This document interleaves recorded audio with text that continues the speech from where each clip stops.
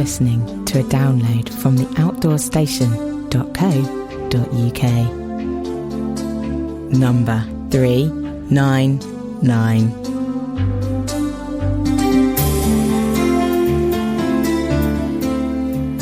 Hello and welcome back once again to the Outdoor Station. Well, here we are at number 399, one podcast away from 400. I've had a lot of feedback relating to the recent TGO Challenge series, and thanks to all of you who have commented. Apparently you like the more conversational, chatty style, which I took in part from the US Startup podcast, one which has been hitting the headlines and heralded as a commercial success in the new media world. Of course, number 398 found me in a bivvy bag once again, this time at Land's End, and that too seems to have hit a spot with people who like the rambling and a roaming style of entertainment. One person who has enjoyed my work of late is William Goodrich in the US, a regular listener who downloads everything we do to listen to later while on his post round. He has gone so far to use the advertising and support page on the Outdoor Station website and has made a personal PayPal donation to support us. That is very much appreciated, William, and thank you. It reminds me also that I have yet still to reveal the results of the survey I did back at the beginning of the year.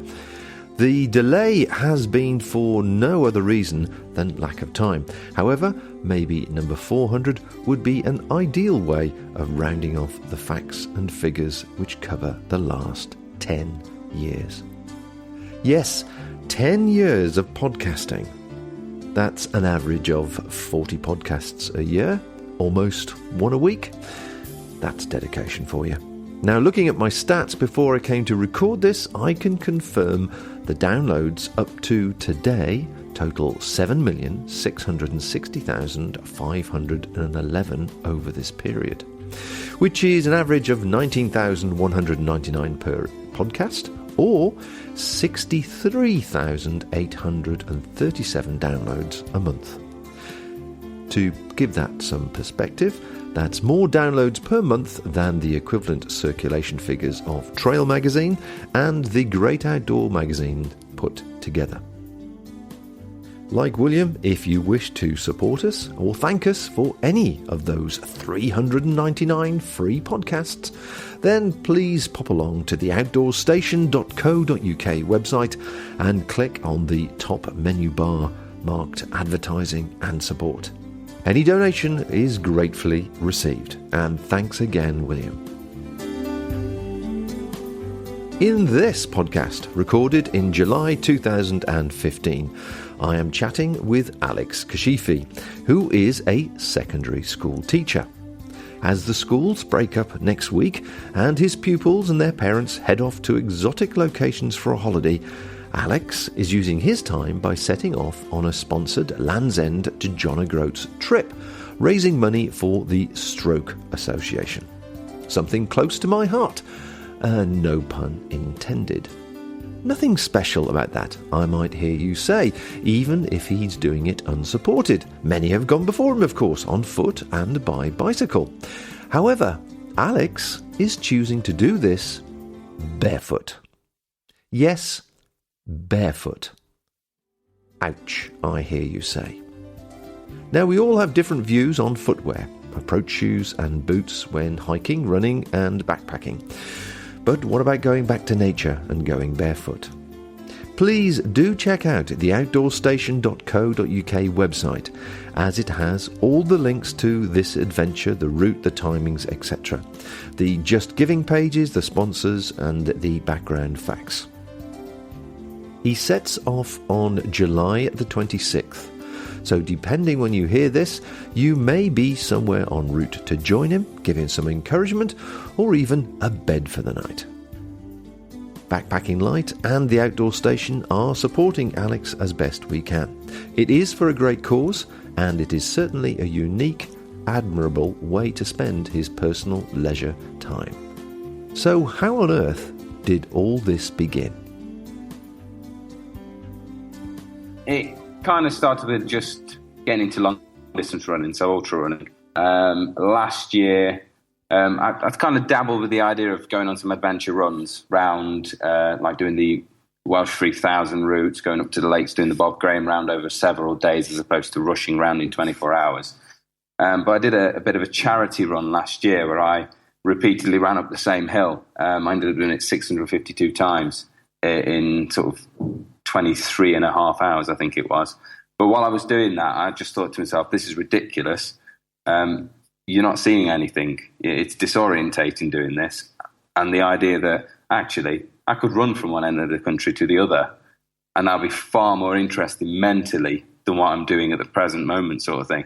And then it kind of went on, a couple of conversations, and someone said it would be impossible to do it without your shoes on. And that's where the barefoot thing suddenly came in. And, you know, when you're doing challenges like that, it's got to be for a good cause. Okay, so tell me about the cause. I'm raising money for the Strokes Association.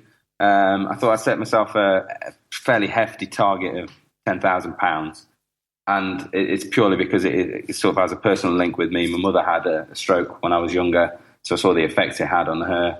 And my grandfather passed away after lots of little mini strokes, which sort of ended up with him being locked in and whatnot. And that was really recently. And it had quite a big impact on me because he was quite an important figure in my life in terms of what he did and how he supported me while I was growing up. Just to flag it up to everybody, we are supporting you on this event. Both my parents died from stroke-related issues, and so therefore we think you're doing a great thing here to raise the money for the Stroke Association. But also, we're really curious that you're doing it certainly barefoot. There are numerous people, as obviously everybody's aware, has done Land's End to John O'Groats or vice versa, on foot or on push bike or any other means. But I've never heard of anybody doing it barefoot. So I'm curious to know, really, first of all, to let people know, are you doing it self-supported or do you have a support crew of some kind helping you? It is pretty much self-supported. The only support I've got is just recently managed to organise it all. I've got people's addresses sort of along the length of the country at main waypoints that I'm going through, and they've been nice enough to say, here's our address. If you need to post anything to us, then feel free. So I've kind of made up my own little aid stations along the country. But apart from that, unless someone randomly offers me some, place to shower or, something to eat, it is pretty much self-supported. So you're carrying all your kit that you're camping with as you go. Yep. How about the practical things like food and water, which are the two main issues, I guess? Water I'm going to grab along the way. Obviously, when I get to the Highlands, it's going to be a lot easier than when I'm down the south end. But I've kind of picked a route after doing some research where I am going through places where there are shops. And I specifically found a route where I think it's a guy called Andy Robinson, one of the Cicerone books. He's sort of linked up all the main trails in the country going from one end to the other. And he clearly mentions, there's a shop here, shop at this location. And I've sort of planned my nutrition around that. So I'll just be buying it as I go along, apart from the Tailwind nutrition, which I'll be carrying and picking up from addresses that I'm posting it to along the country. So you literally are living off the land then, from a food point of view? Yeah, pretty much. It's what I find, which is why part of my training's been running and basically eating whatever I can find in a shop. So teaching my body to be a human dustbin, as it were, as opposed to being really specific with my nutrition. Well, I certainly think once you get a week into this, you're going to be vacuuming up anything you can find, to be honest. Yeah, I think I will be. I think someone mentioned I'd eat, I'd be happy with cardboard dipped in fat, which I think after a week or two, I'd happily eat anything like that. It sounds like it'll do you a lot of good. Lard. I'll have a packet of lard, please. It's full of energy. It's what you need.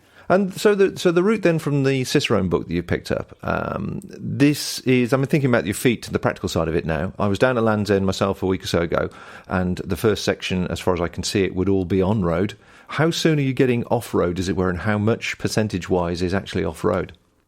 I didn't really work out a percentage, but I do know it's approximately 177 miles of road, and everything else is off-road.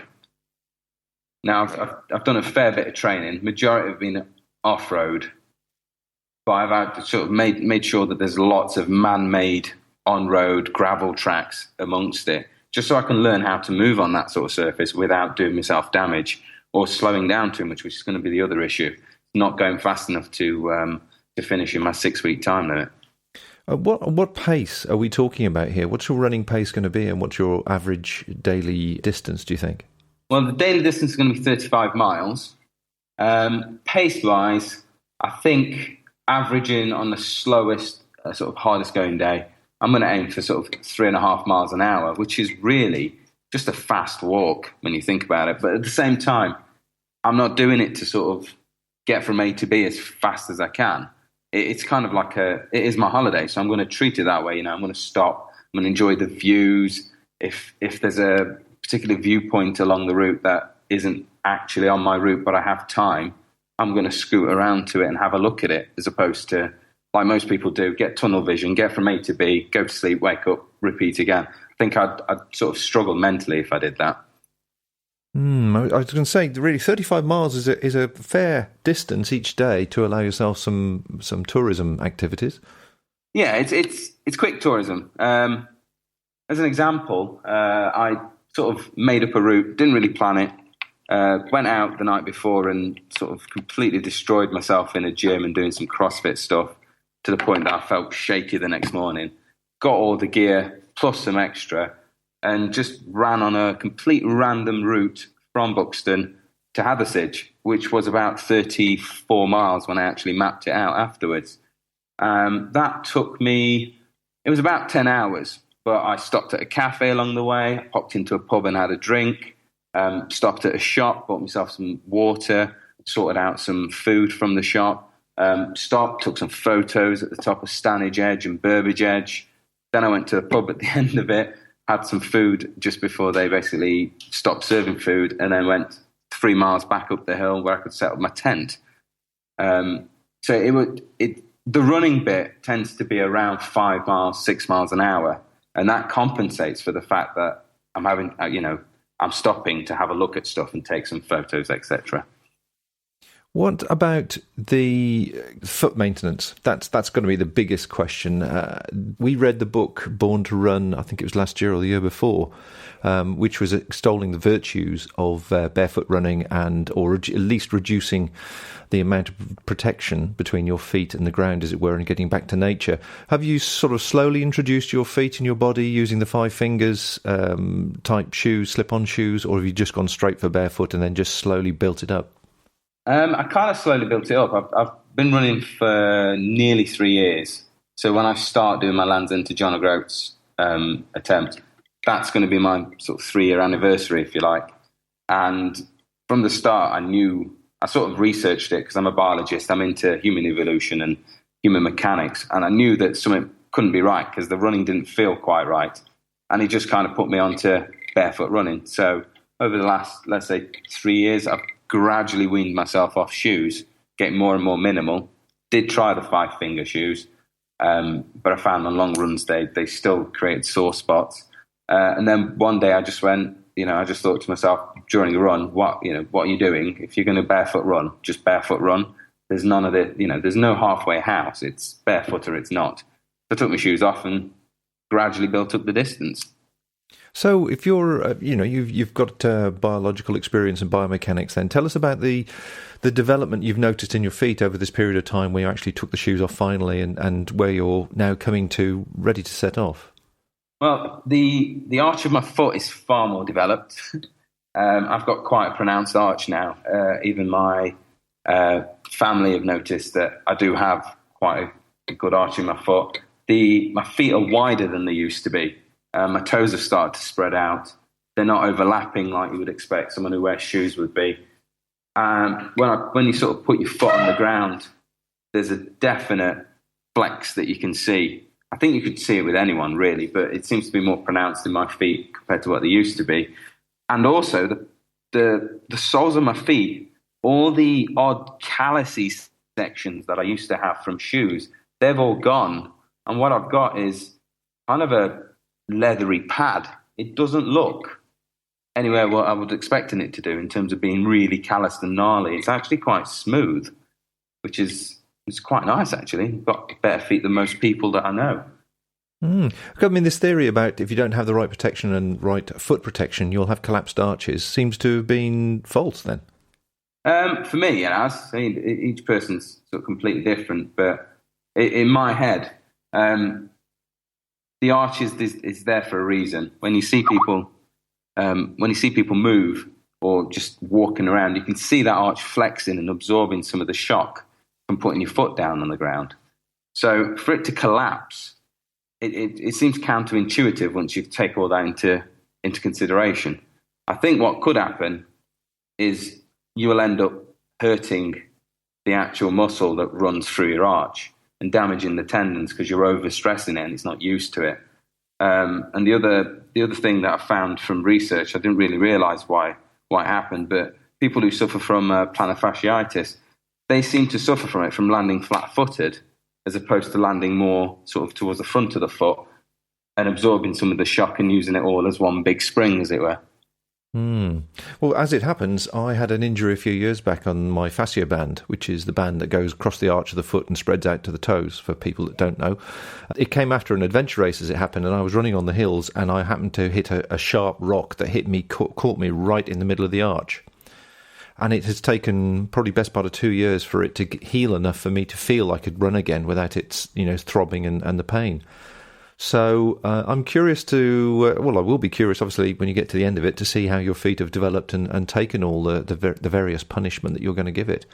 That's really interesting. So you've got a sort of a leathery protection on your heel, but what about the toe section? Is that equally developed?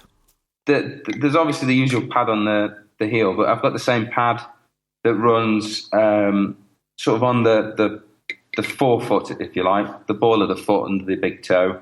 Runs across at the same level underneath the smaller toes, and then kind of extends out slightly to the outer edge where my arch would be, and then it starts again on the heel.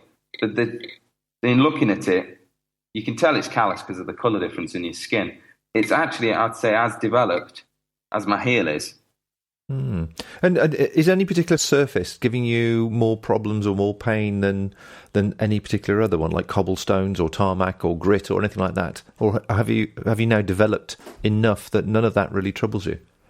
It depends on how much I'm concentrating. But I found if it's a natural gravel path, I mean, for example, I went up Goat Fell, just hiked up Goat Fell last week without my shoes on. That was fine because I know that the main path up it has been made using natural gravel that's developed around the actual fell itself. But as soon as I get onto a man-made surface where the gravel's man-made, those little gravel pieces are sharp and you really have to concentrate and change your gait. But it's kind of, I'm learning new things all the time. I'm learning that if it is gravelly and quite sharp gravel, if I move faster across it, seems to hurt less than if I try and walk across that same surface. So it's a case of managing my pace, managing where the route I'm going through based on what I see ahead of me, and being sensible with it and stopping if I need to, and having a bit of giving my feet a little bit of a rest. Have you noticed anything different when you put boots on now? Do you find that the boots feel like they're trapping your feet or trapping your ankle if you've put boots on, of course? A little bit. I've never really worn walking boots. I tend to stick with my trail shoes. But I have noticed that if I wear my trail shoes for any prolonged period of time, and I had to go for a bit of physio for my foot after I had to run a bit of the Felsman in shoes, the sort of fascia band that's across the top of your foot, where the tendons from the toes run through, that becomes quite sore. And according to my physio, who just watched me moving with shoes and without shoes, when I wear shoes, I seem to be lifting my foot unnaturally, as it were. I'm actually using muscles to lift my foot as opposed to just letting it spring up. And that's causing the tendons to sort of get trapped inside the shoe and rubbing past it, which you actually get quite a huge lump. And that took about 2 weeks to really settle down so I could run without any actual pain in the top of my foot. Podcasts are based solely around self-powered travel. If you walk, run, cycle, paddle, climb, explore or sail, we want to share your adventure, hear your highs and lows, and inspire others to go out and do more. Have you done several days worth of running without shoes? So you've run a good distance and then repeated it the following day and so on, just to make sure that everything is working biomechanically? Mm-hmm. Yeah, I have done. Admittedly, more recently than early on. But for example, that trip to Hathersage and camping out, that was done without shoes. And then the day after, basically woke up and repeated it via a different route. Sort of purposefully choosing routes that I wouldn't normally, and then finding out that actually, this is where the knowing that it's a man-made gravel path, I need to watch what I'm doing. Whereas going up places like Cavedale in the Peak District, I can go up Cavedale with no issues at all. But as soon as I turn onto a byway that's got gravel spread across it to sort of reduce the issues of erosion, that's where I start to have to really think and slow down. Interesting. Just from the tone of your voice, you're feeling very confident about this now. Yeah, part of that's having to stay sort of positive and focused. But I have done, I've done the training. I've noticed that sort of metabolically, my body seems to work a lot better. I'm recovering ridiculously quickly. Even if I sort of bruise a bit on my foot 3 or 4 days later, there's no actual sign of the bruise. There's no pain in my foot. I've learned quite a lot about how to solve little problems like niggles in the side of the knee. What do I do with that? Well, okay. If it is at the outside of the knee, all I need to do is re-engage my glutes, so do some squats and whatnot mid-run if I have to. So I'm fairly confident I can do the 35 miles a day. The thing I'm a little bit concerned with is keeping that pace and being able to pick good routes if I need to, even though I've never really seen the route. So there's a lot of unknowns. And it's 35 days with 35 miles of pretty much terrain I've never been on. I take it you've done a lot of research on Google Earth and followed the track through and stuff. Yeah, I followed the track through, but sort of seeing it on a photograph and actually putting your feet on it, the two different things. Nice thing is some kind supporters, some people who have sort of got involved and they're interested on the progress. They've actually gone onto the tracks, taken photos and sent them me. And the photographs I've seen, they look like routes that are easily barefootable, as opposed to routes where you'd really, really struggle. So you're wild camping as you go, I presume, unless you obviously get offered a bed for the night, which would be quite nice, I'm sure. But I expect if you do wild camp a lot, you'll suddenly find you can't sleep in a bed. Yeah, I might do. I might find it too soft. It does happen. I will warn you. And you're carrying all your equipment. Now, what have you got your equipment down to weight-wise and bag-wise? I need to finalise the final weight because there's a few bits and bobs that I'm still tweaking with. Sort of last minute. Well, actually, can I live without this? And yourselves were really kind enough to provide me with my main kit, really. So I've got the Vaude Lizard GUL, which, having tested it in some harsh weather, is just an incredible tent. Even with the sort of, let's say, unique design of not having a tent pole that goes all the way across the width of the tent. The titanium pocket stove, which is also another nice piece of kit, really, really flat and small, so it's not taking up any space. And I like the fact I can burn pretty much anything on it. Little alcohol burner. And I think what I'm going to do is rely mostly on the alcohol burner until I run out of alcohol and need to buy more, and then switch to the pocket stove.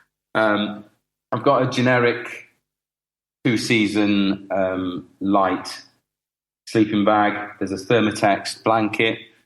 I have a old-fashioned piece of foam as my roll mat, which I've cut right down. Tested it last week for an entire week. And actually, even though it's only covering sort of my body from just below the top of my head to my knees, it's actually quite comfortable. And I think it was fairly adequate considering I was on the Isle of Arran, where the weather is a little bit unpredictable. I've obviously got a pair of emergency sandals because I'd like to finish the trip even if I damage my feet in some way. Going to have a pair of running shorts plus spares and carry 5 T-shirts, which I will just keep rotating through, making sure I've got some clean ones. Right, all right. So if anybody with the washing machines en route, you might be appreciate it in about a week's time. I might do, although I'm not sure I'm going to dry them. We just put them back on. Yeah, I think I might do. We've helped you out with the Vaude Gull tent, and it's pleasing to hear that you found it a fairly unique but interesting design. How are you finding the Thermartex blanket? It's a fairly unique product, but it really does make a difference, doesn't it? It does, yeah. There was a couple of nights in Arran. I had it laid out inside the tent in case I needed to use it, so I wouldn't be messing around in the middle of the night. So all I need to do was reach over, pull it over, sorted. And it did make a big difference because a couple of nights the temperature dropped. I think on one night dropped down to about 8 degrees because we had a patch of cold weather heading across and a bit of a rainstorm coming. And it made a difference between cold and not being able to sleep, and actually warming right up and straight to sleep. And it's light, I mean, sort of 200 grams, which is the actual weight. I think it says 200 grams on the packaging, but I reweighed it just to be sure. For 200 grams, it's quite versatile. I think on nights where it's warm, you could probably even sleep with just that blanket and not have to worry about your sleeping bag coming out. Well, the guy that's behind it, that's exactly how he tested it in the winter, with just sleeping outside in the blanket and nothing else. Wow. I haven't been brave enough to try that because usually I'm somewhere where if it doesn't work, then I'll still be pretty cold. Yeah. But it comes with a pretty good scientific backup, so I'm really pleased that works, and I hope it makes a big difference to obviously the success of the trip if it turns cold on you. Well, yeah, I'm going to see how it goes, but depending on the weather, there's a huge temptation because I have obviously the ability to post stuff that I'm really not using back, so kind of have my kit evolve as I'm running along, as it were. If it is warm enough and the predicted weather looks good and it's supposed to stay warm enough, there's a big temptation for me to sort of try it out on a couple of nights and then say, okay, sleeping bag not needed right now. Let's post it up to Scotland and pick it up when I get there and just make do as I am. Well, that'll be interesting to see how that develops, certainly. Yeah. As you're self-funding this, and obviously eating off the land and buying stuff as you go, what sort of budget have you allowed yourself? I've allowed myself £350 plus £50 of emergency. Okay, and that's broken down to what, £10 a day roughly?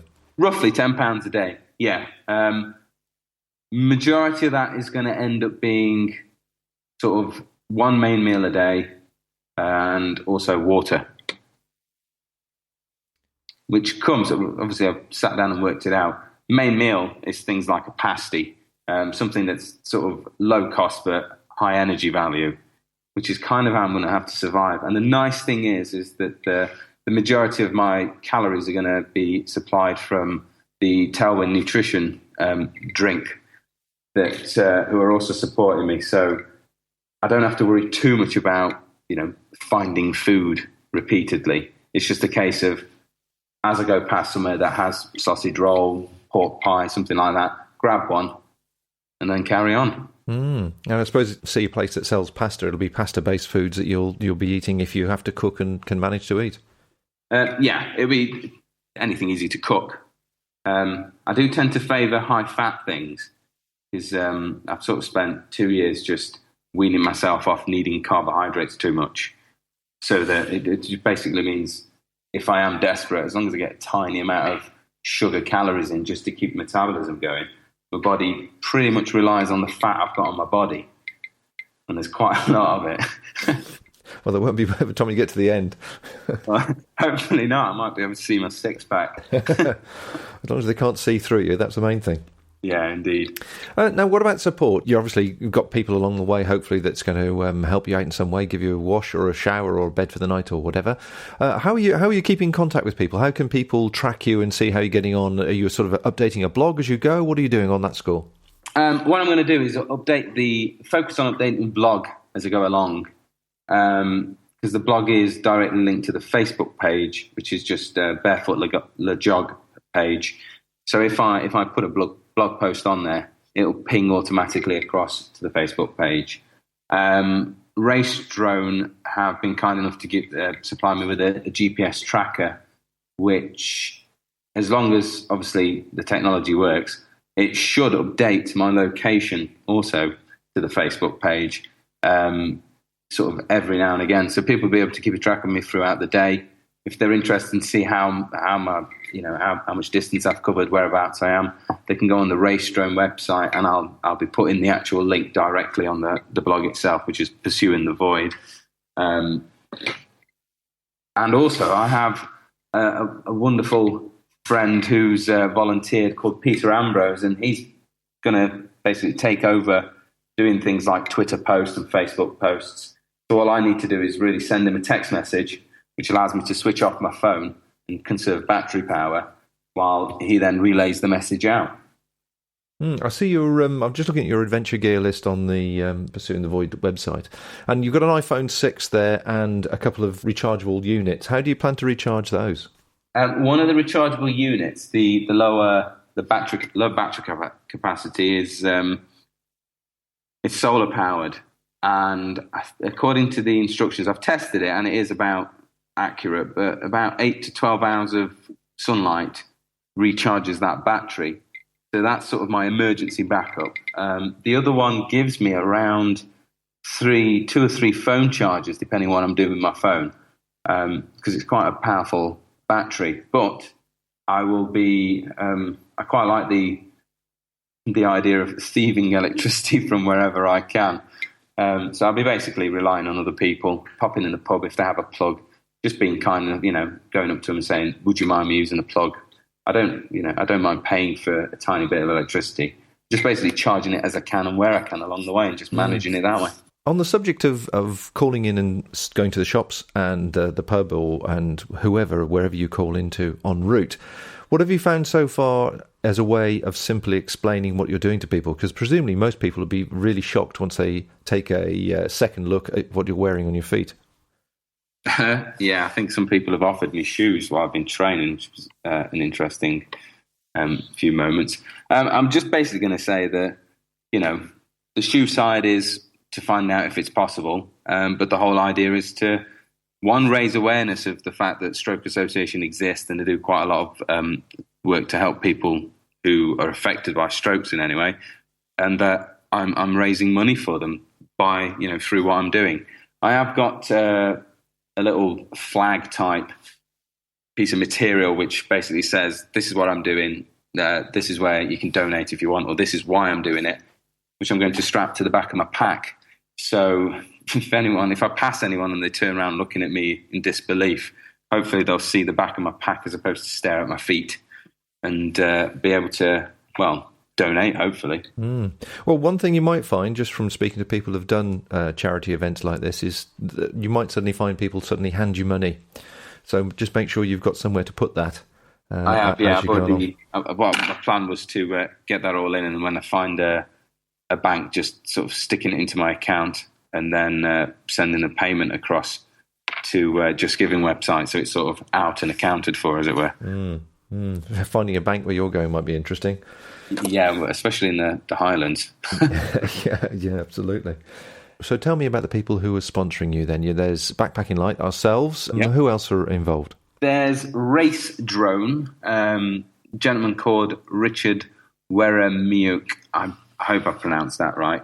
He basically organises and runs ultra marathons, but on the back of that, he's developed his own tracking system, which he's tried at his own races, and he's got an iPhone app to go, or a mobile phone app to go with it, along with these small GPS trackers.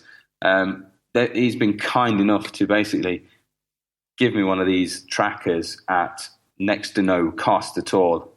Usually they're quite expensive. There's also Tailwind Nutrition, a guy called Mike, who set up the UK side of Tailwind Nutrition. He's got a similar sort of background in terms of he has himself had a stroke. He had to come through from being a sort of a triathlete and an Ironman veteran to not being able to run, relearning how to run. And I contacted Tailwind in the US just to say, where can I buy your product from? Because I'm interested in using it for this little project I've got. I'm assuming they forwarded my details to him. He then looked me up and got in touch, which is, I think, yourselves and Mike at Tailwind have had sort of like the biggest uplift of this challenge, because without that nutrition, I think that the food side of things would be a little bit of a nightmare. And without the equipment you guys have supplied, the pack weight would have been sort of 7, nearly 8 kilos. Whereas with the equipment I've got now, it's dropped to, I think last track it was around between 5 and 6 kilos, depending on what I carry and whether I cut it right down or not. The home of UK-based audio and video podcasts for lovers of the great outdoors everywhere. If you have any feedback, questions or suggestions, why not drop us a line directly to our email address, info@theoutdoorstation.co.uk. So I know you're being positive and you are focusing on it being successful. What, if anything, are you a little concerned about? One is running out of time, because I know the distance is doable, whether shoes or no shoes. I also know that a team of sort of elite fell runners did it completely unsupported, sort of mountain marathon style, and they took 6 weeks and 3 days.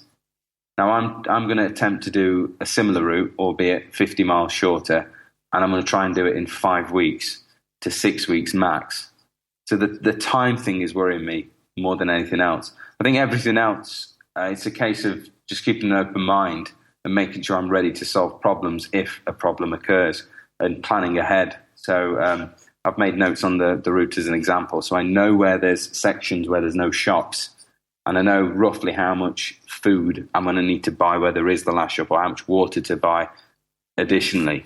So I think that and the midges in Scotland. Do you have an Avon rep near you? We do. I've tried Skin So Soft. Yeah, how'd you get on with it? Well, I sprayed one arm with Skin So Soft, left the other one bare. I still got some bites on the Skin So Soft arm. Obviously nowhere near as many, but I tried Smidge, which I bought in Arran. Smidge works better than Avon Skin So Soft. So I do have a couple of bottles of that, which I'll be taking with me. And if I see anywhere that sells it and I'm running low, I'll be buying it straight away. Yeah. Well, I saw it when we were over in Scotland, up in Scotland in May. And a lot of people were saying, a lot of the locals were saying it really is the new thing to help with that particular frustration. Yeah, it did seem to work. I tried one night without, ended up with a couple of bites on my way into the tent. Nothing once I was in the tent, which was nice. So they're obviously not able to get in.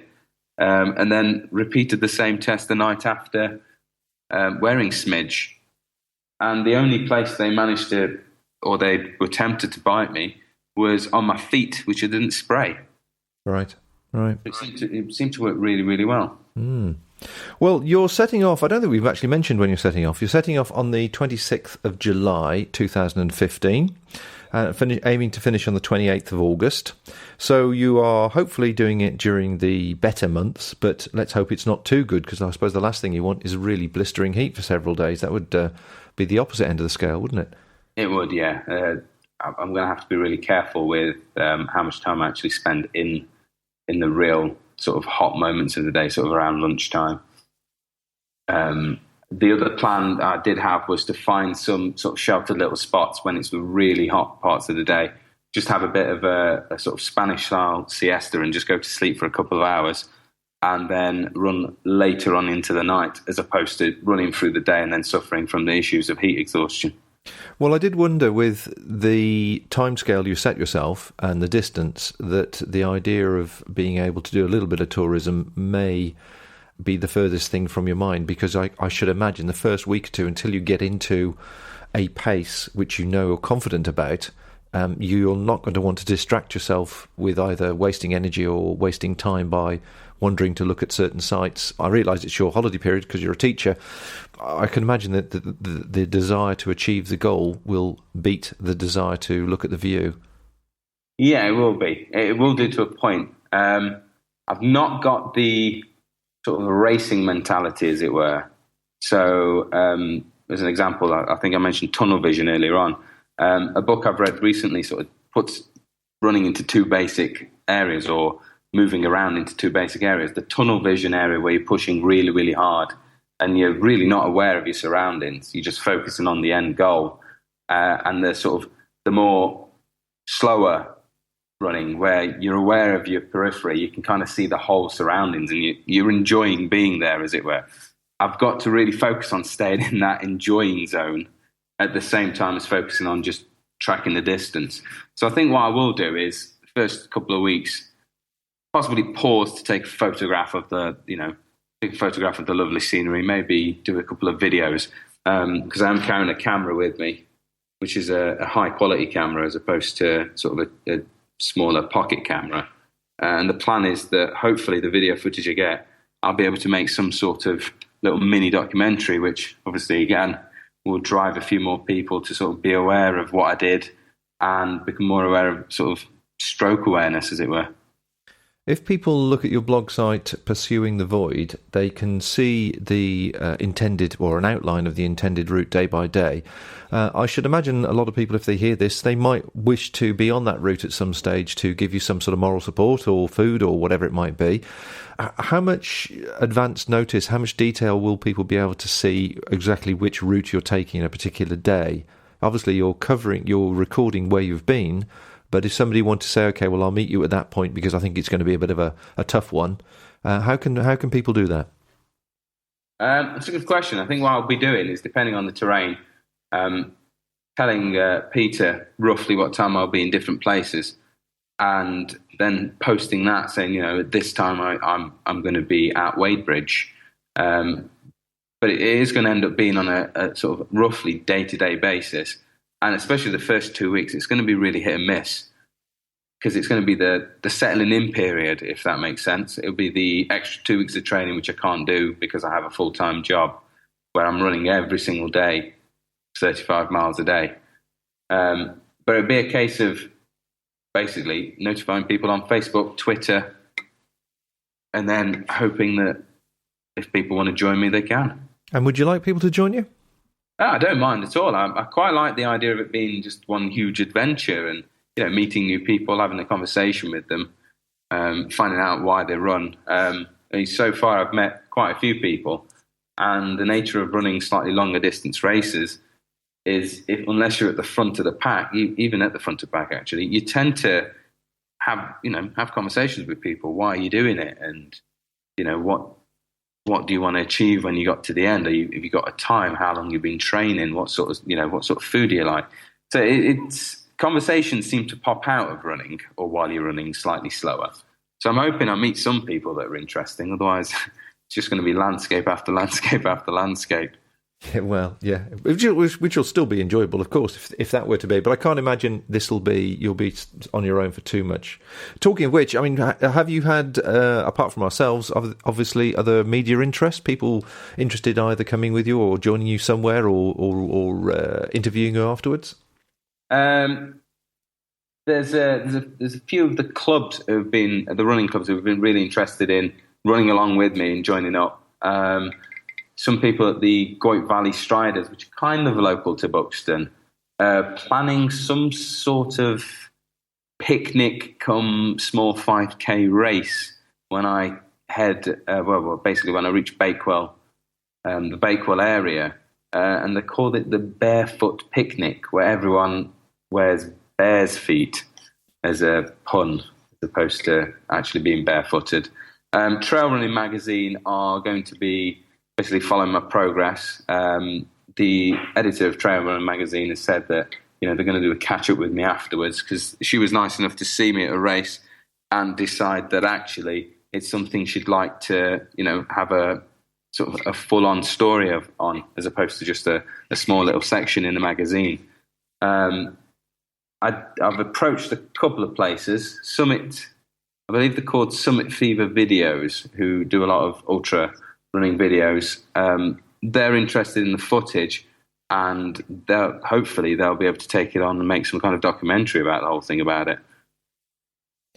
Well, I admire you, because it is a bit of a task to do something like this and then video it from a point of view of trying to make a documentary from it. You suddenly realise where all the time goes, and at the back of your mind, you're starting to panic about covering the miles. We just do record normal clips when we're doing something like the 200-mile walk we've just done across Scotland, and it takes a fair amount of time, even just 10 seconds here, 10 seconds there. It does take a fair amount of time. So as much as I'm sure we would love to see that, do keep in mind you don't want to let it run away with you. Yeah, I will be. The other thing is that after sort of day 1 and 2, I think I'm not going to have very much to say apart from I was running yesterday. Yes. Hey, guess what I'm doing today? Yeah, I did think as an amusing set of Twitter tweets, just put, yes, I'm running again today. And do you want to guess what I'm doing today, sort of thing, just making fun of myself, as it were. Yeah. Well, I'm sure a lot of people will be interested and keen and pleased to hear that you are running every day, and that you've got no injuries. But yes, I can understand that after the first couple of weeks, the novelty might wear off a bit. Yeah. Well, I hope to, if I can, if the timing's right, as you come up Offers Dyke Way, join you myself at some stage, whether for a bit of a jog or a bit of camp or something, just to catch up with you with the story. And obviously we'd like to have a chat with you when you get to the end, and see how it all went. That would be really good, actually. I think it'd be interesting for you to sort of see me partway through as well as at the end, I think. And that's it's going to be interesting to see my mindset from someone else's point of view. I'm toying with the idea of carrying a little journal, and then at the end of each night, just writing a few words about what's actually been going through my head, as it were, and seeing what comes out of that as well. Well, I think one of the most interesting things is which song gets stuck in your head for 30 odd days. I think I already know what songs they are. Oh, really? Yeah, they seem to always come up. Kylie Minogue's "Can't Get You Out of My Head," which is quite apt. Beyonce. I think I can't remember what it's called, but it's something to do with putting a ring on it. All right. That seems to pop into my head. And I do like to be beside the seaside. And the Antiques Roadshow. Right. Well, you've certainly got a wide, varied, eclectic musical taste there. Are you taking an MP3 player as of interest? I don't think I am, because it's one extra device to charge. And I think once I've had like a couple of days of running, that MP3 player is going to be gone. And a lot of the time, I don't actually run with music. I tend to just run and just let my mind sort of drift, so that I'm more aware of what's going on around me, including the sound of my footsteps, because that's a big giveaway as to you putting your foot down too heavily. You need to lay off a little bit, or you're overreaching. You're going to end up with a sore spot. And that's going to turn into a blister if you don't watch what you're doing. Have you been tempted to use running poles at all? I've tried.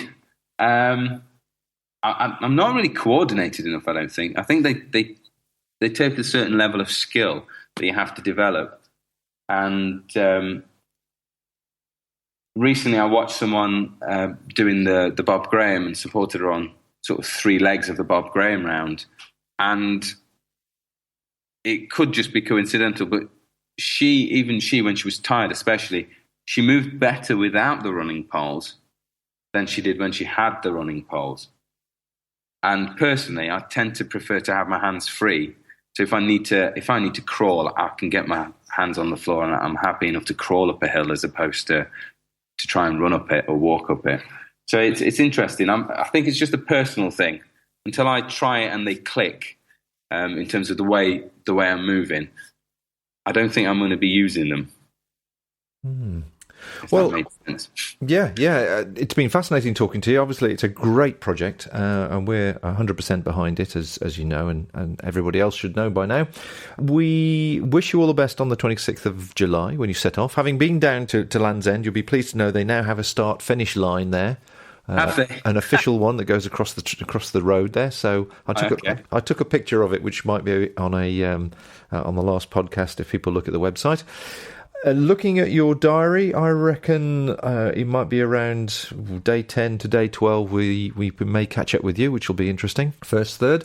And obviously, if we can do so somewhere along the way or catch up with Peter and get an update, that would be good. And as I say, we'll catch up with you at the end. Now, final question. It's a very interesting subject. There's a lot of things we could have talked about. But of all the things I could have asked you, what should I have asked you? What should you have asked me? Good question. I think possibly whether I think my feet are going to hold up, because it's a hell of a distance to be running each day. And one of the comments I've had from a couple of quote unquote experienced barefoot runners is that I'll have no skin left after 3 days on the bottom of my feet. So I think what I'm going to do when my feet get damaged would be a really good question. Well, I'm sort of hoping that you've sort of got something planned for an awareness of how your feet are performing as you go along, certainly the first week. Yeah, there is the awareness of how things are going on, but there's certain things that you can't plan for. A piece of glass hidden in some grass or some sand and stuff like that. Which is it's going to be a bit off-putting. But I do have some lovely climbing tape, and I've actually trialled it. And I do know that you can run on quite severely damaged feet without actually making the damage any worse, which is nice. But that's why I've got emergency sandals. Right, well, everybody listening to this, if you're in the UK, if you're anywhere on the route, do check out the blog site. Do try and join Alex, even if nothing else, for a pat on the back and drop in some water and some food. I'm sure he will greatly appreciate it. Alex, it's been great talking to you. All I can do is wish you all the very best, and I'll be absolutely fascinated to catch up with the progress and hopefully the completion. Thank you very much. Thanks for the opportunity for the podcast, and obviously the really, really useful equipment you've sent across. As you heard, I do hope to catch up with Alex a third of the way through, and hopefully at the end. One, to keep his spirits up, and to see how his body and feet are coping with the variations of modern-day urban and rural landscape. Please consider helping him in some way. All the links can be found on the Outdoor Station website. That's the links to the blogs, the Twitter, the Instagram, the Just Giving. Of course, every penny raised is for an excellent cause, and it would be good to ensure that every step of the 1,206 miles is paid for, no matter what happens. So I do hope you've enjoyed all the podcasts and obviously the more recent podcasts. Please do take time to drop me a line with any feedback or comments. Post on the Outdoor Station website itself, and better still, if you have time, I'd love it if you would put a review on the iTunes directory. That does mean I pop up higher in the search list when people want to listen to quality digital audio for download. Thanks for listening, and bye for now. Thank you for listening to this podcast. To hear or see more from our extensive free library, please visit theoutdoorstation.co.uk.